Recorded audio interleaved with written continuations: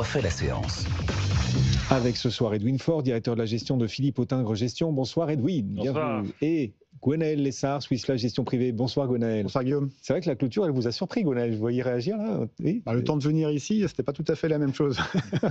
C'est un fou, peu surprenant. Comment très bascule. rapide. Ouais, très rapide. On était à plus d'1% de hausse. On était sur des records ce matin sur le CAC 40 et là on termine sur une note moins prometteuse, c'est vrai Edwin. C'est marché extrêmement volatile en ce moment. Ouais, c'est vrai que depuis le début de l'année, on a une vraie volatilité et on peut voir que vraiment tous les actifs ont bien monté sur les derniers trimestres. L'or, le Bitcoin, la tech. Ouais. Ciao. On voit qu'il y a un retour à la moyenne, c'est plutôt sain, plutôt qu'autre chose. Mais c'est vrai qu'au niveau des secteurs, il y a une vraie rotation de la tech à des secteurs plus défensifs. Bon, on va quand même se faire du bien, parce qu'il y a des publications qui, elles, sont solides. Les entreprises sont solides. On le voit, les publications du jour sont pour la plupart saluées. On va démarrer avec EssilorLuxottica. On se fait vraiment du bien. Ce soir, le titre gagne 4%. Donc Essilor, avec une croissance record de son chiffre d'affaires au 4e trimestre. Ils ont vendu 7 millions de lunettes d'OTDIA. On voyait là sur un an leur vente de lunettes d'OTDIA, leurs ventes ont progressé de 260%, juste sur un an. Oui, et je crois qu'on prévoit 14 millions en 2026, 20 millions en 2027 et 25 millions en 2028 de ventes de lunettes connectées. Donc je pense que c'est sans doute le début d'un mouvement important. Alors ça pénalise un petit peu la marge parce qu'il n'y a pas autant de marge que sur les autres produits d'Essilor. Par contre, ça nous laisse une visibilité très forte sur le chiffre d'affaires d'Essilor sur les 2-3 prochaines années. Donc ça, c'est vraiment quelque chose de très intéressant. Et nous, on reste vraiment très intéressés à l'achat sur cette valeur parce qu'elle profite vraiment de cette nouvelle technologie très intéressante. Alors les lunettes, faut pouvoir les porter. Il faut quand même un visage assez carré. Elles sont quand même assez grosses. Mais il y a un avantage technologique très fort, même quelque chose de tout bête que je parlais avec quelqu'un d'Essilor qui me dit pour les aveugles ou pour quelqu'un malvoyant, dans un supermarché, les lunettes peuvent vous dire devant quel produit vous êtes. Des choses toutes simples, mais vraiment très très pratiques. On n'y pense pas forcément, mais c'est vraiment quelque chose qui peut changer le profil de croissance d'Essilor. Effectivement, avec des lunettes qui ont été lancées en 2025 également, haute performance auditive, on parle bien de lunettes, mais voilà, qui permettront par exemple, ces nouvelles lunettes, l'enregistrement vidéo Ultra HD et l'écoute de podcast. On parle bien de lunettes là. Edwin, plus 4% ce soir, EssilorLuxottica. Vous achetez encore, vous renforcez ? Ouais, le titre a un peu baissé là sur les dernières semaines, donc là la publication confirme. L'avantage d'Essilor, c'est vraiment une valeur à la fois défensive. Donc, vous avez un vieillissement de la population, donc une croissance 5-6% par an facile, intégrée à la fois sur les verres, les montures, les marques et la distribution. Et cherry on the cake, comme disent les Anglais, vous avez l'IA et les grands leaders de l'IA ne vont pas construire des infrastructures de lunettes, ça c'est sûr. Donc ils vont devoir s'adosser à des géants et ça c'est des croissances qui vont apporter un supplément de croissance de 3% sur les prochaines années et à terme des marges qui seront meilleures. Oui, alors sauf que Essilor ne va pas rester tout le temps tout seul sur ce marché. On a des acteurs chinois qui se lancent aussi dans les lunettes connectées. On a, je crois, Alphabet, il y a quelques mois, qui a annoncé un partenariat avec un spécialiste américain des lunettes, mais ce n'était pas EssilorLuxottica en l'occurrence. Ils ne vont pas durablement rester tout seuls. Oui, mais c'est normal. La concurrence peut être saine aussi de temps en temps. Oui, c'est sûr. Mais l'ultra leader, ça reste Essilor. Oui. Et je ne suis pas sûr. C'est un peu comme les produits Apple. Vous consommez quand même des produits Apple en Europe et un peu moins des produits chinois. Et pourtant, il y a une concurrence de prix importante. Oui. Et puis, au contraire, il faudrait s'inquiéter si Essilor restait vraiment seul sur son marché. Ça voudrait dire qu'il n'y ait pas vraiment de marché attractif. Les chiffres montrent qu'il y en a un. Il y en a évidemment. Effectivement, c'est une valeur encore industrielle, on va dire, EssilorLuxottica. Je voyais son PE, là, il est 33, son PE. C'est bien supérieur à celui de ses concurrents. Mais si on considère EssilorLuxottica comme une valeur tech désormais, c'est pas énorme non plus, 33. Voilà. Plutôt valeur tech ou valeur industrielle pour vous? Medtech un peu entre les deux en fait. Mais on va dire que les lunettes, en fait, il y aura une industrialisation de la fabrication des lunettes. Donc les marges vont commencer aussi à augmenter sur cette nouvelle vente d'Essilor. Donc non, il y a vraiment un avantage. Nous, on voit encore entre 20 et 25% de hausse encore sur cette valeur. Romain, graphiquement, vous confirmez 20-25% de potentiel de hausse là?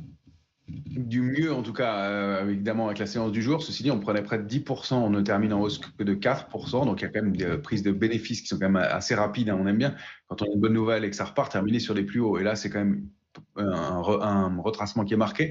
Puis, on est repassé sous le niveau de réactivation aussi, à mon sens, c'est 267. Il faut repasser au-dessus pour considérer qu'on réactive la tendance. Donc, pour l'instant, c'est neutre entre 248 et 267, même si on voit du mieux avec cette séance. Oui. Toujours l'IA, Legrand aussi a publié, porté par les data centers, superbe publication, superbe prévision. Legrand gagne 3%, mais pareil, le titre gagnait 8-10 tout à l'heure, il termine à plus 3 en l'occurrence, Edwin. Vous aimez Legrand, vous préférez Rexel qui a aussi publié, il ne faut pas les oublier ceux-là quand même, parce que les data centers les portent aussi chez Rexel, c'est à peu près le même business que Legrand et Rexel gagne 2%. Alors, c'est sur les mêmes segments, mais Rexel, c'est un distributeur. Donc, Rexel, ça distribue des produits Legrand, Schneider. Donc, il y a des marges plutôt proches de 6%, une bonne dynamique sur les produits liés à l'IA, mais quand même très liés à la construction, qui pâtit un petit peu ces derniers trimestres. D'accord. Après, sur Legrand, on aime bien la valeur, on aime aussi Schneider électrique, un peu plus même. Vous voulez pas vous faire d'ennemis, vous aimez tout le monde. Non, mais c'est des secteurs porteurs sur les 10-15 prochaines années, donc c'est des secteurs où il faut être investi, même si quelquefois les valorisations peuvent être élevées.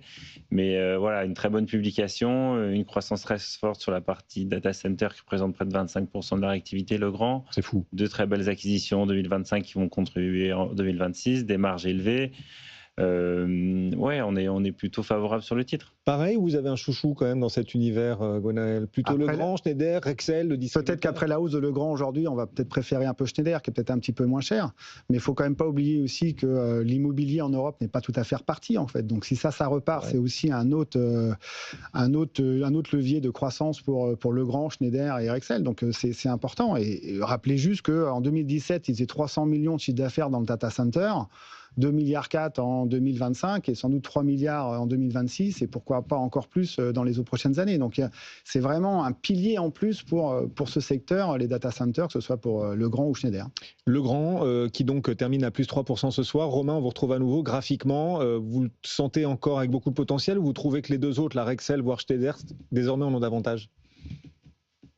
C'est effectivement, dans l'ordre, je dirais Rexel, puis Legrand, puis Schneider, dans l'ordre de préférence. Donc, il y a effectivement du potentiel. On aurait bien aimé aussi que Legrand franchisse la résistance à 149,20. On termine contre ce niveau-là. Si elle arrive à s'en affranchir, on va dupliquer le range dans lequel on est calé depuis le mois de juillet dernier. Et dans ce cas-là, on a encore un potentiel intéressant. Mais Rexel est plus fermement haussier, donc il y a encore un peu plus de place. Schneider, c'est plus mitigé. On bute contre des niveaux de résistance, il y a moins de momentum. Mais pour Legrand, on peut viser 168,60 si on arrive à dépasser 149,20. Voilà, sur ce secteur. Alors, il y a un titre qui perd 16% aujourd'hui. On est aux États-Unis. Vous connaissez tous Magnum, les glaces Magnum. C'est coté en bourse, figurez-vous. Le titre s'appelle Magnum Ice Cream et Magnum a publié ses résultats, moins 16%, parce qu'ils sont inférieurs aux attentes. Même sur les fêtes de fin d'année, il s'est vendu un peu moins de glace à l'échelle mondiale que ce qu'espérait le marché. Et puis, les médicaments anti-obésité, les médicaments Novo Nordisk, d'Eli Lilly, tout ça, ça offre un peu moins de perspectives aussi pour les ventes de glace. Ça va peut-être plomber un peu les perspectives de Magnum. C'est ce que se dit le marché. Moins 16% en ce moment Magnum. On en parlait aussi dans USA Today avec John Plassard. Cette séquence est disponible en replay sur l'application BFM Business. Notre lanterne rouge, alors pas vraiment en clôture, presque la lanterne rouge, Sanofi. Il faut qu'on dise un mot, Edwin, c'est pour vous de Sanofi, parce que Gwenaël m'a dit non, mais moi je ne parle pas de Sanofi, c'est pas. Pourquoi vous n'êtes pas trop inspiré par Sanofi, Gwenaël ? C'est une valeur franchement qui déçoit tout le monde. Beaucoup d'investisseurs dans la santé qui avaient choisi Sanofi s'en mordent les doigts parce que tout le secteur monte sauf Sanofi. Vous-même, Sanofi, vous n'aimez pas. Tous les ans, on a un problème avec Sanofi, et donc c'est ça. Même si les résultats en début janvier n'étaient pas si mal, financièrement ça va. Et puis là, il nous annonce une nouvelle, Madame Garijo qui arrive. Bon, on lui souhaite beaucoup de réussite chez Sanofi, mais il y a énormément de travail. Mais quel accueil, elle a été annoncée, donc le DG s'en va, il sera remplacé par effectivement cette nouvelle directrice générale à partir d'avril. Quel accueil, moins 4% ce soir. C'est-à-dire qu'il y a un doute même sur le profil de cette DG qui va arriver. Elle vient de chez Merck, elle est actuellement à la tête de Merck, et il semble que chez Merck, elle n'ait pas vraiment fait ses preuves pour sortir de nouveaux traitements révolutionnaires. Or, c'est exactement ce dont aura besoin Sanofi, avec la perte de brevet du Dupixent. Et jusqu'ici, chez Merck, elle n'a pas fait ses preuves là-dessus. Donc, j'ai cru voir qu'elle avait travaillé chez Sanofi quand même quelques années, et qu'elle avait fait l'intégration de Genzyme, qui a été quand même assez positif pour Sanofi. Donc Sanofi, il n'y a pas 100 000 solutions, il faut qu'ils trouvent des nouveaux médicaments, soit en rachetant d'autres sociétés, soit qu'ils s'améliorent enfin, mais depuis le temps qu'on attend, c'est un peu long, sur la recherche et développement. C'est tout ce qu'on lui souhaite, qu'elle arrive à faire les deux en espérant, parce que c'est quand même 40% de moins que les autres sociétés pharmaceutiques en Europe, mais tous les ans décevants. Bon, Edwin, que dire de Sanofi à moins 4 ce soir, le départ du DG ? C'est vrai qu'il y a un brevet qui s'envolera en 2031, ça approche sur le Dupixent. Le Dupixent, c'est quasiment la moitié du chiffre d'affaires de Sanofi. Donc il y a un gros enjeu pour arriver à trouver d'autres traitements qui remplaceront le Dupixent. Pour l'instant, Sanofi n'en trouve pas. Ouais, c'est un secteur qui est difficile, le secteur de la recherche dans la santé.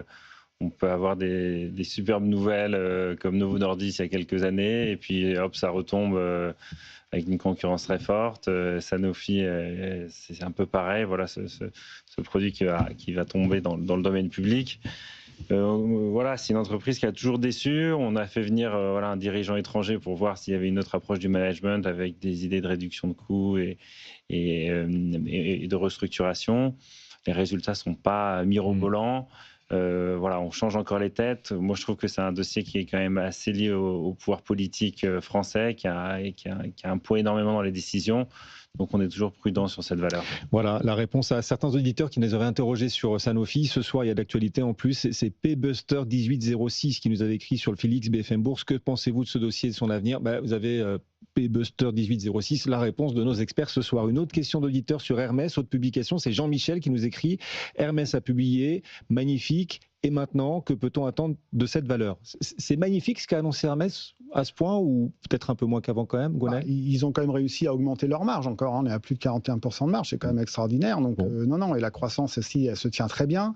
Ils vous expliquent qu'ils vont pouvoir augmenter le nombre d'ateliers, donc dans la maroquinerie, ils vont pouvoir fournir la demande. Vous savez toujours que pour acheter un sac pour votre épouse, il faut attendre 6 mois, 1 an chez Hermès, donc toujours un peu compliqué. Non, donc ça va bien. Après, c'est très cher. C'est de la qualité, ça peut être très très cher. Après, est-ce qu'elle va continuer à monter sur ce rythme-là ? On est un petit peu de doute, mais c'est vraiment une valeur de fonds de portefeuille assez défensive en ce moment. Elle a parlé de la Chine, où ça se passait beaucoup mieux que pour certains de ses concurrents. Ça repart en Chine. Donc ça, c'est quand même assez intéressant. Elle tenait très bien aux États-Unis. Donc, et ils augmentent leur dividende aussi, qui va passer de 16 à 18 euros Hermès. C'est vrai. Sur 2200 euros, bon. Oui, c'est pas énorme. Ils sont radins, non, quand même pas. mais ils redeviennent l'exemple à suivre dans le secteur du luxe avec cette publication Hermès, Edwin. Excellente cette publication. Il y a quand même une crise dans le luxe en ce moment sur beaucoup de marques. Là, ils viennent de publier des chiffres excellents aussi en Chine, avec tout ce qu'on sait, ce qui se passe. C'est le best in class, c'est très cher, ça vaut le prix. Merci à tous les deux de nous avoir accompagnés. Edwin Faure pour Philippe Autingre Gestion et Gwenaël Lessard pour Swiss Life Gestion Privée. Ça passe vite toujours. On remercie aussi à distance Romain Daubry qui nous accompagnait. Et puis Bourse Direct qui a résisté à la tempête. Romain, effectivement, vous l'avez vécu la nuit dernière. Vous nous en parliez tout à l'heure à 16h30. Ça avait l'air spectaculaire. Merci beaucoup à tous.